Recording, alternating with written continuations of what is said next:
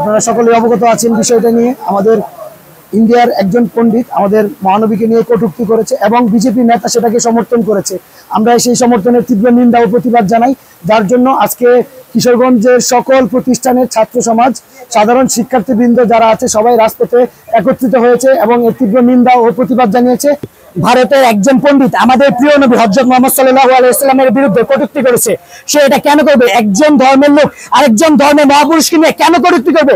এটা তো কোনো শরীয়তে বিধান নেই। কেন তারা আমাদের নবীকে নিয়ে এভাবে কটূক্তি করবে?